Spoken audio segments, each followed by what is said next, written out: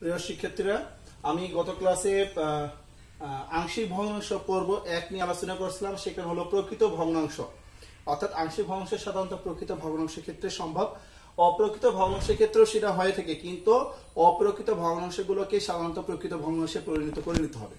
এখন আংশিক ভগ্নাংশ কখন সম্ভব আর কখন সম্ভব না, এই বিষয়ে হয়তো আমি গত ক্লাসে বলছিলাম, আমি আরেকবার বলে দিই।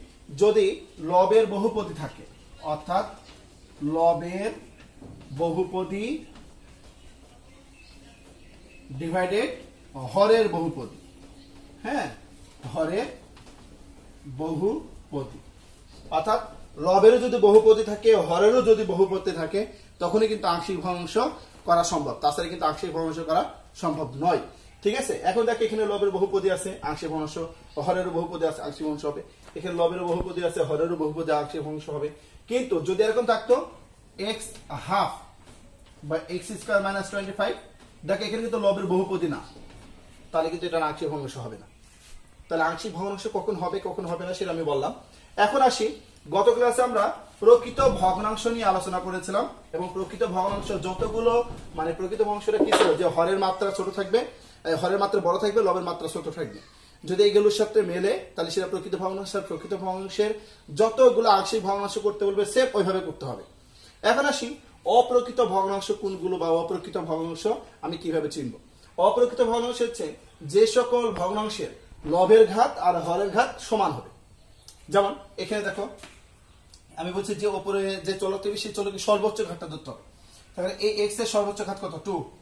এখানে x এর x গুণ করলে কত? x square. তার লবের ঘাতও 2, হরের ঘাতও 2। তাহলে এক্ষেত্রে লবের ঘাত হরের ঘাত সমান, তাহলে এটা একটা অপ্রকৃত ভগ্নাংশ। এখানেও লবের ঘাত, আরেকটা হলো লবের ঘাত বড় হবে, হরের ঘাত কি হবে? ছোট হবে। তো এখানে দেখো x এর মাত্রা কিউব, তাহলে এটা লবের ঘাত 3, আর এখানে হরের ঘাত কত? 2। এটাও অপ্রকৃত ভগ্নাংশ। তাহলে এই অপ্রকৃত ভগ্নাংশগুলোকে ডাইরেক্টলি প্রকৃত ভগ্নাংশের মতো ধরে করলে কিন্তু আংশিক ভগ্নাংশ হবে না। এই আংশিক ভগ্নাংশ করার একটা নিয়ম আছে। নিয়মটা কি? এটাকে প্রথমে আমাকে প্রকৃত ভগ্নাংশে প্রকাশ করে নিতে হবে, অর্থাৎ লবের ঘাতটাকে ছোট বানাতে হবে হরের ঘাত থেকে। লবের ঘাতকে যতক্ষণ আমি হরের ঘাত থেকে ছোট না বানাতে পারবো, ততক্ষণ কিন্তু এই প্রকৃত ভগ্নাংশ, এইটাকে আংশিক ভগ্নাংশ করা সম্ভব না। তাহলে এখন আমরা আসি, 1 নাম্বারটাকে সলভ করি, অর্থাৎ লবের ঘাতটাকে আমরা ছোট করব, হরের ঘাতটাকে আমরা কি করব? বড় বানাবো। এটা প্রকৃত ভগ্নাংশে পরিণত করে নিই, তারপর আমরা এটাকে কিভাবে আংশিক ভগ্নাংশ করতে হবে সেটা নিয়ে আলোচনা করতেছি। আচ্ছা, তাহলে এখন আমরা এই লবের ঘাত থেকে ছোট বানাবো, হরের ঘাত থেকে বড় বানাবো কিভাবে? এই দুটো গুণ আকারে আছে, তাহলে এই দুটো আমাকে গুণ করে নিই। তাহলে গুণ করে নিয়ে আমি কি পাচ্ছি? 2x square plus 5। এটা গুণ করলে কি পাই? x square 2x minus x, তার মানে প্লাস x মাইনাস 2, এটা পাই।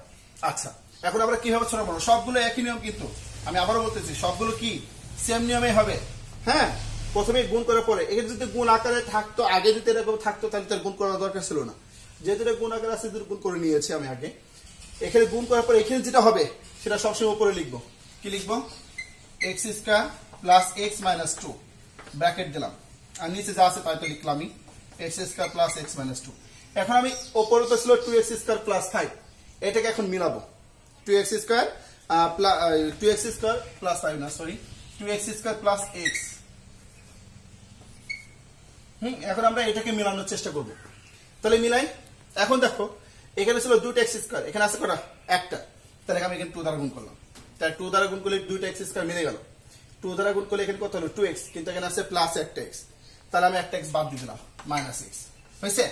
আবার 2 দ্বারা গুণ, 2 দুগুণে 4, মাইনাস 4 হলো, এখানে তো মাইনাস 4 নাই, এই জন্য আমি এখানে প্লাস 4 নিয়ে দিলাম। তাহলে সেম আগের মতো হয়ে গেল। এখন এই জিনিসটা এই দুজনের না, দুজনকে দিয়ে দিব। তাহলে কি লিখতে পারি? 2 into x square plus x minus 2 divided x square plus x minus 2। এখানে কি মাইনাস, মাইনাসটা যখনই কমন আসবে তখন গুণ করে দিব, x প্লাস মাইনাসে মাইনাস 4। এটা কি? x square plus x minus 2, অর্থাৎ এই সংখ্যাটা দুজন আছে, এই জন্য দুজনকে দিয়ে দিয়েছে। দিয়ে দিলে এখন আমরা এটা কাটাকাটি কেটে দিলাম। তাহলে এখানে কে থাকলো? এখানে থাকলো শুধু 2, এখানে কি আছে? মাইনাস, এখানে কত আছে? এখানে আছে হলো x minus 4 divided x square plus x minus 2। একটু খেয়াল করো, দেখেন কিন্তু এটা তো 2 একটা সংখ্যা হয়ে গেছে, পূর্ণ সংখ্যা হয়ে গেছে। এখানে লবের মাত্রা কত? 1, আর এখানে হরের মাত্রা কত? 2। তাহলে কিন্তু এটা আমার প্রকৃত ভগ্নাংশ হয়ে গেছে। এখন আমি এটাকে আংশিক ভগ্নাংশ করবো, দিয়ে এখানে মানটা বসাবো, এটা দিলাম 1 নম্বর সমীকরণ। তাহলে কিভাবে লবের ঘাত হরের ঘাত ছোট থাকলে কি হবে আমাদের অঙ্কটাকে প্রকৃত ভগ্নাংশে পরিণত করতে হবে সেটা আমরা জানলাম। অনেক টিচার এটা বলে যে এখানে 2 আছে এই জন্য 2টা আলাদা থাকবে, দিয়ে এটাকে আলাদা করে নিব। এটা আসলে নিয়ম না, এইভাবে আমাদের কি অঙ্কগুলোকে আলাদাভাবে করে নিতে হবে। আচ্ছা, এখন আমরা এটাকে আংশিক ভগ্নাংশ করে এটাকে আমি ভাঙতে পারি।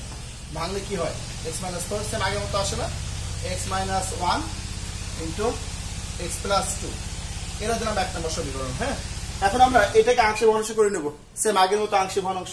তাহলে আমরা ধরে নেব প্রকৃত ভগ্নাংশ যেভাবে আংশিক ভগ্নাংশ করেছিলাম মনে আছে, ঠিক সেভাবে প্রকৃত ভগ্নাংশের মতো আমি এটাকে আংশিক ভগ্নাংশে প্রকাশ করব, x - 1 x + 2।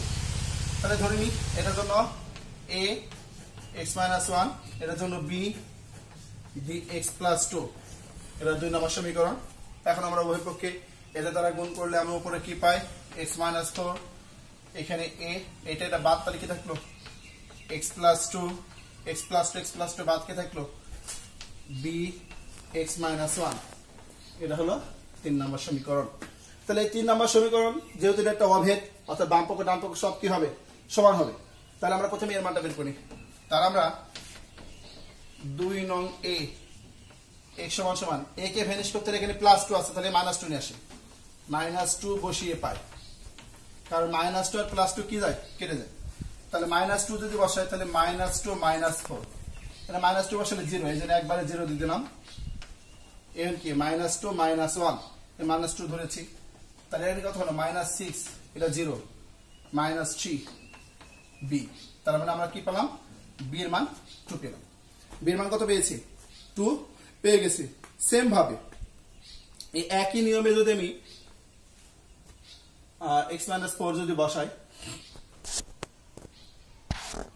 2 - 1 -2 -1, তাহলে -3 -2 আর এখানে -4, হ্যাঁ -6, তাহলে b এর মান আমি 2 পেয়েছি।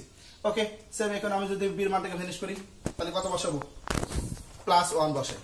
+1 যদি বসাই তাহলে সেই ক্ষেত্রে কি লিখতে পারি,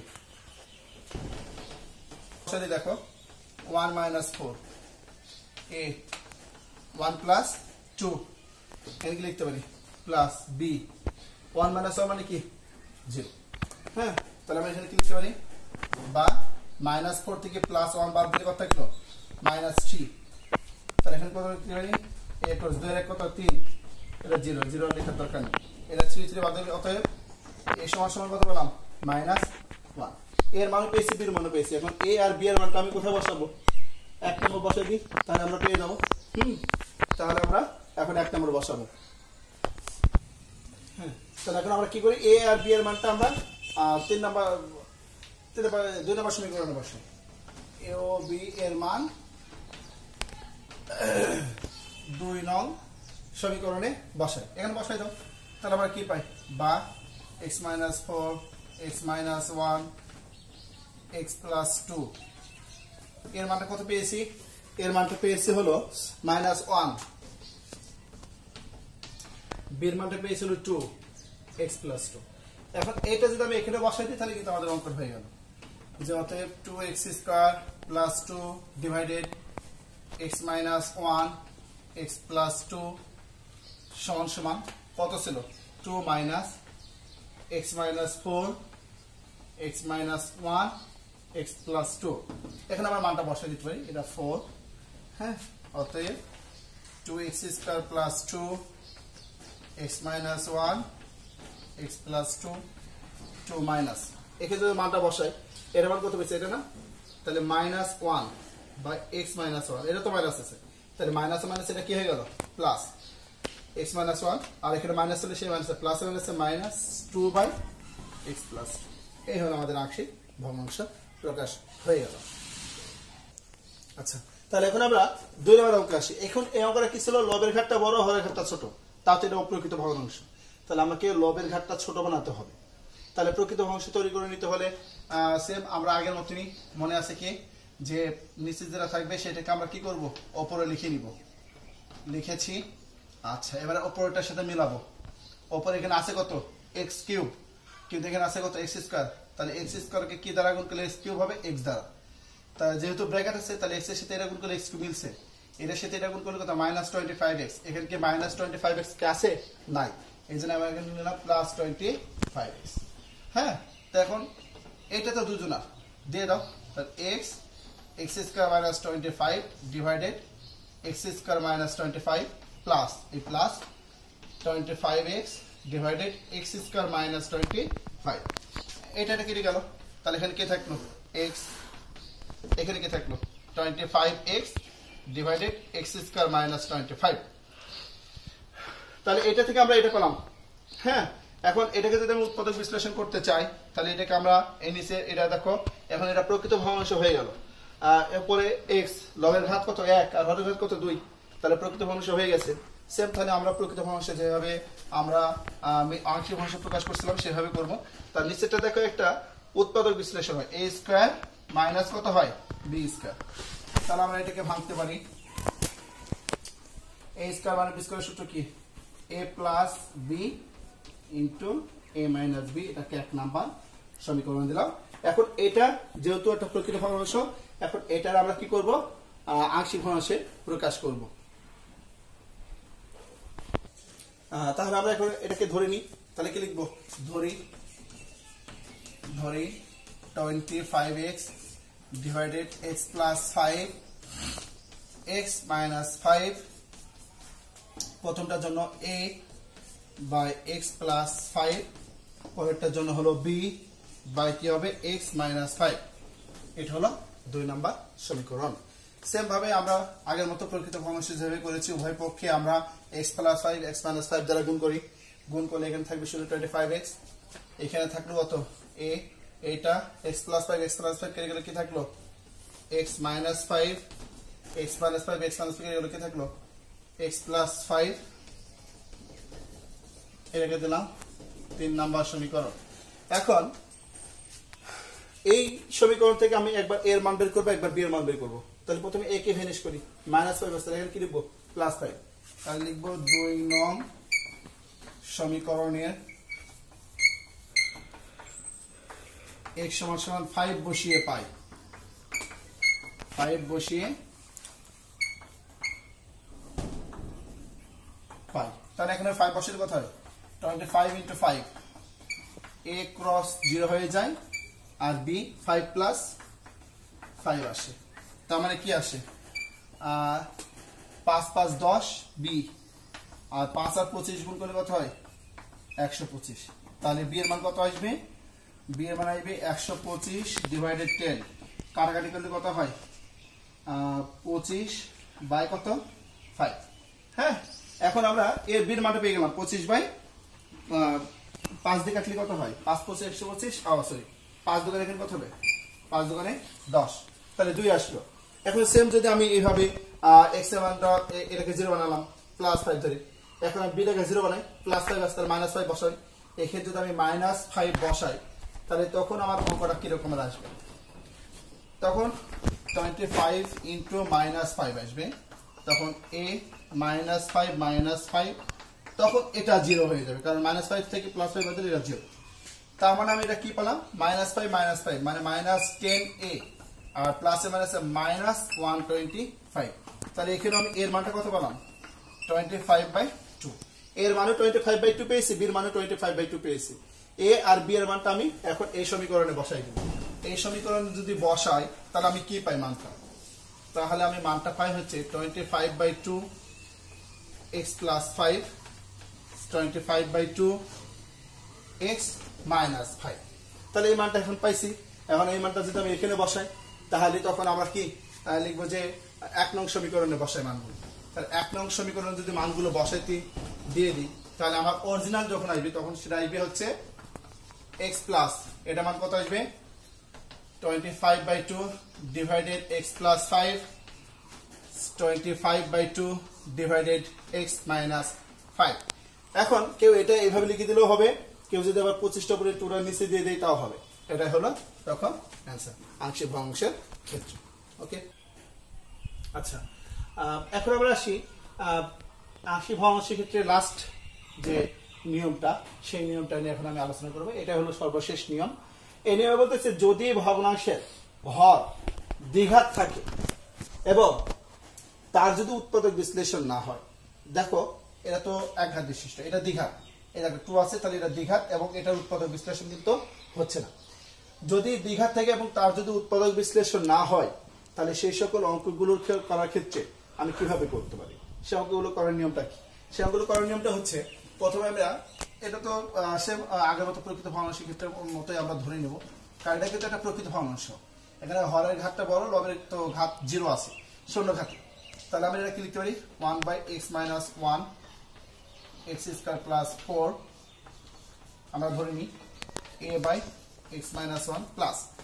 এখন আসি, যদি নিচে দ্বিঘাত বিশিষ্ট থাকে, তাহলে দ্বিঘাত বিশিষ্ট অঙ্কগুলো কি থাকে, দ্বিঘাত বিশিষ্ট যেগুলো থাকবে সেগুলোর উপরে, এটা তো দ্বিঘাত বিশিষ্ট, দ্বিঘাত বিশিষ্টের উপরে সবসময় একঘাত বিশিষ্ট থাকতে পারে, আবার নাও থাকতে পারে। কিন্তু একঘাত বিশিষ্ট যদি থাকে, তাহলে একঘাত বিশিষ্ট সেই মানে সেই বীজগণিতের ফর্ম কিরকম হয়ে থাকে, সেই বীজগণিতের ফর্ম হচ্ছে একঘাত, এর আগে কোনো সহগ থাকবে, প্লাস কি থাকবে, কোনো কনস্ট্যান্ট মানে ধ্রুবক। এটা হলো কি সহগ, এটা সহগ থাকবে, আর এটা কি থাকবে, ধ্রুবক থাকবে। হ্যাঁ, এটা হলো দ্বিঘাত বিশিষ্ট কোনো ভগ্নাংশের ক্ষেত্রে উপরে একঘাত বিশিষ্ট থাকতে পারে। তাহলে একঘাত বিশিষ্ট যদি সেটা এক্স হয়, তাহলে এক্স এর আগে কোনো সহগ থাকবে না, তাহলে সেই সহগটা তো আমরা জানি না, এই জন্য সেই সহগটা কি ধরলাম, বি। আর যদি তার সাথে কোনো ধ্রুবক থাকে, তাহলে bx + c আসবে, কারণ c এখানে কনস্ট্যান্ট। অর্থাৎ পরেরগুলো আমরা এইভাবে নিয়ে থাকি। তাহলে এখানে প্রথমটা যেহেতু দ্বিঘাত ছিল না, এর জন্য a/x - 1 এটা দ্বিঘাত দেখে এরপরে বি আসলো, চলক কি ছিল x, একঘাত বিশিষ্ট প্লাস c, কোনো ধ্রুবক আসবে, x + 4। এটা হলো 1 নাম্বার সমীকরণ।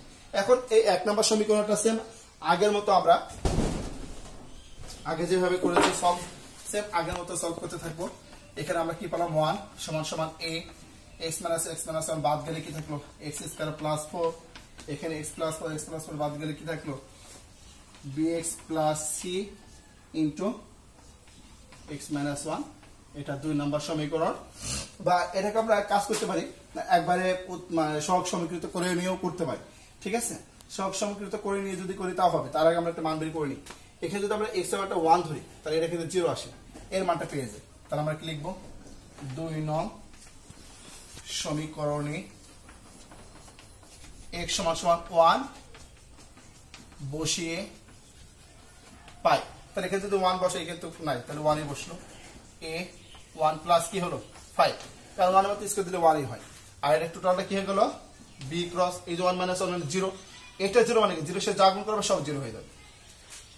অর্থাৎ আমি একবারে এখানে 0 দিয়ে দিলাম, একবারে 0 দিয়ে দিলাম। তাহলে আমি এখানে কি পেলাম, যে 5, সরি এখানে এটা ছিল 4, তাহলে 4 এর একে কত হলো 5a = 1, অর্থাৎ এর মান পেলাম কত, 1/5।